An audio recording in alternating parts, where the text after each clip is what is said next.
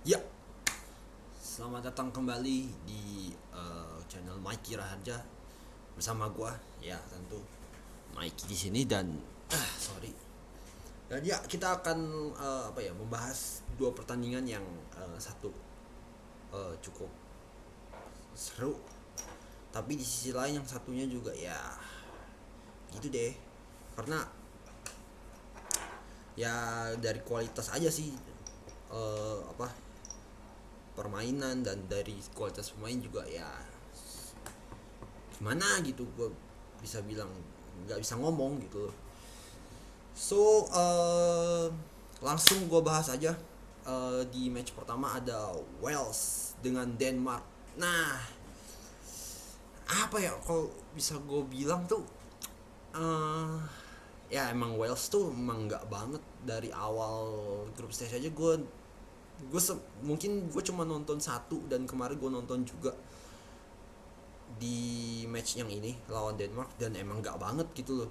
Crossing aja terus, bener-bener kayak cuman ngandelin otot 0,000 otak gitu. Sama sekali bener-bener. Terus juga ya nggak ada game plan yang bener gitu loh dari Wales. Jadi ya menurut gua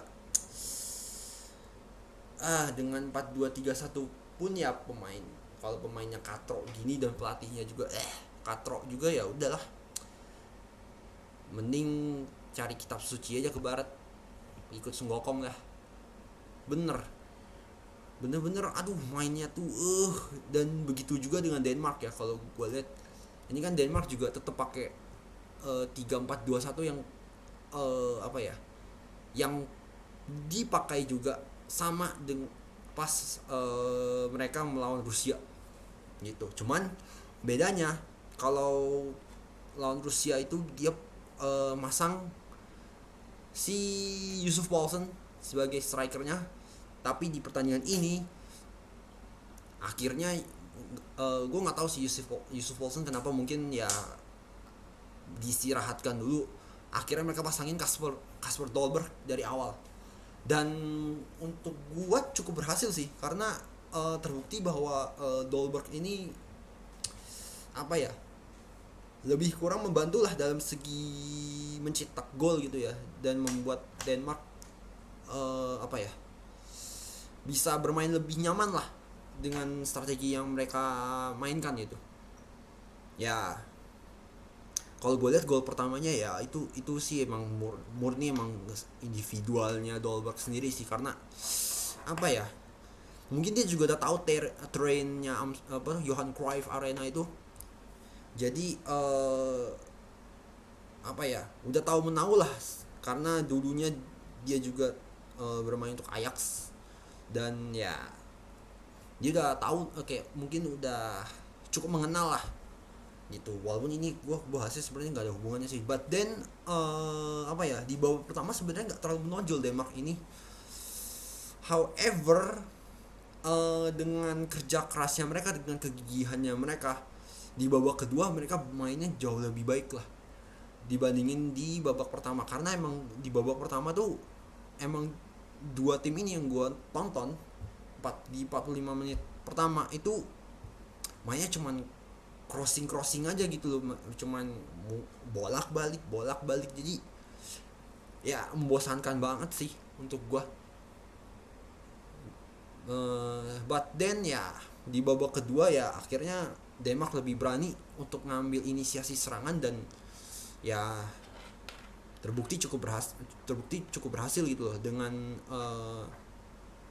3 gol tambahan yang mereka ciptakan gitu, masing-masing dari Dolberg. Dan apa ya, gol ketiganya yang dari si Meile ini menurut gue cukup cukup apa ya, cukup baik lah pengambilan keputusannya. Karena sebenarnya si Brightway itu tuh gue nggak ngerti kenapa dia harus minta bola di jarak sedekat itu. Dan ya keputusannya kebetulan tepat, langsung dia syuting dan akhirnya gol. Menurut gua itu emang intuisi pribadi sih kalau gol yang ketiga itu. Dan juga itu karena kesalahan pemain Wales. Gue bingung, maksudnya gua, kalian kan sama-sama apa ya, mengandalkan crossing ya gitu ya. ini di apa ya, defensif line-nya Wales itu udah maju banget gitu loh maksud gue, dan terlalu berat di satu sisi gitu, dalam artian bahwa apa ya, kayak ngincer bola doang gitu loh. Ada berapa pemain tuh jaganya, aduh bodoh gitu loh, kayak ada latar keterbelakangan gitu loh. Pemain-pemain belakangnya Wales ini bener-bener katrok banget dah asli. Dan ya udah, itu udah resiko apa dah, akhirnya ya dihukum lah dengan gol ketiga ya. Dan akhirnya juga berlanjut pas breakaway akhirnya cetak gol juga gitu, walaupun sempat ada ya, ada apa ya, intervensi karena wasit harus ngeliat VAR dulu sebelum akhirnya disahkan gitu loh. But then ya overall gue bisa bilang ya udah murni kualitas pemain aja secara apa ya, secara keseluruhan gitu loh, secara overall, bahwa Wales ini emang nggak banget untuk gue, bener-bener lebih-lebih pas mereka udah ketinggalan berapa ya, ketinggalan udah mulai 3-0 kalau nggak salah. Itu kasar banget bener-bener pemain Wales tuh, kayak main tarkam, bener-bener tarkam antar kampung doang, bukan yang tarkam yang lebih gede ya antar RW gitu. Ini tarkam kampung, bener-bener satu kampung doang gitu loh, antar sesama kampung. Jadi aduh, gak yakin gua emang dari awal gitu sama Wales gitu. Dan gue gak ngerti juga mereka bisa lolos tuh kayak gimana gitu loh. Terus mereka dengan apa ya, uh, modal pemain kayak gini gue nggak ngerti lagi deh. Apalagi yang namanya siapa, Harry Wilson tuh, aduh, gerasak gerusuk doang, nak cuman bisa tubruk doang. Jadi nggak ngerti lagi gue, bener-bener kayak Harry Wilson, terus banyak lagi lah pokoknya. Aduh, Gareth Bale juga bener-bener kayak apa ya gue bilang ya, sorry, kayak sampah bener-bener mainnya. Daniel James ya gitu juga, cuman lari maju mundur aja, statis gitu loh. Jadi udah nggak, ya udahlah, emang tim seadanya begini emang udah nggak lolos aja, emang juga mainnya jelek gitu ya, pantas lah gugur. Jadi ya syukurin aja buat Wales dah, dan selamat buat Denmark. Ternyata apa ya, mereka nunjukin lagi permainan terbaiknya mereka walaupun gak ada Christian Eriksen sebagai playmaker. Dan menurut gue emang cukup apa ya, cukup bisa lah untuk ngeganggu nanti di quarter final antara Belanda atau enggak Republik Ceko gitu. But then ya sekarang kita lanjut ke pertandingan berikutnya, Italia versus Austria. Nah, apa ya, gue bisa bilang bahwa permainannya berjalan cukup berimbang. Dan yang gue lihat di sini adalah, gue buka dulu, Italia ini gak sabaran bener-bener di pertandingan ini. Gue gak ngerti kenapa permainan terbaik mereka yang mereka tunjukkan pas 3 pertandingan awal di grup stage itu bener-bener gak kelihatan sama sekali. Karena ya mungkin Austria juga ngerti sih bahwa mereka harus bener-bener menjaga lini pertahanan mereka dengan permainan cepat Italia yang sudah mereka lakukan lah gitu di babak grup gitu. Jadi ya alhasil juga Italia agak kesusahan sih di sini, bahkan sepanjang waktu normal untuk gua.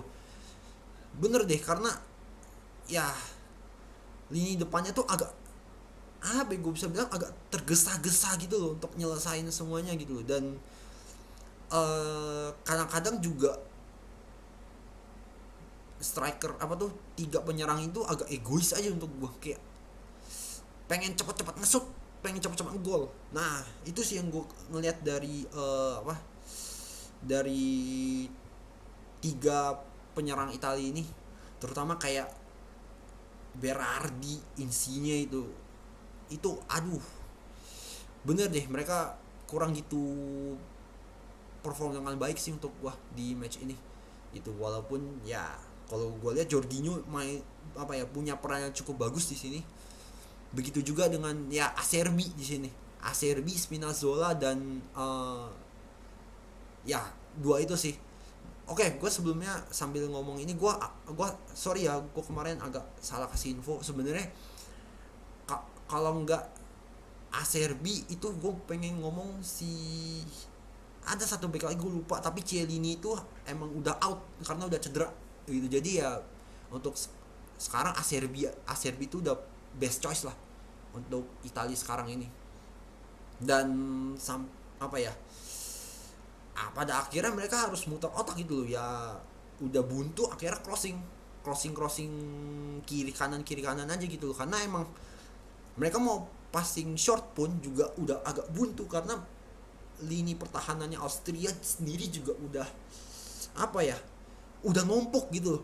Gue ada sempat lihat momen dimana Austria itu numpuk kayak 7 sampai 8, 7 bahkan kayak hampir semua pemainnya itu ada di lini belakang, dimana sepertiga akhirnya itu diisi sama kurang lebih ada 8 orang lah gitu. Jadi bener-bener bener-bener dikunci banget apa ya, permainannya Italia ini gitu.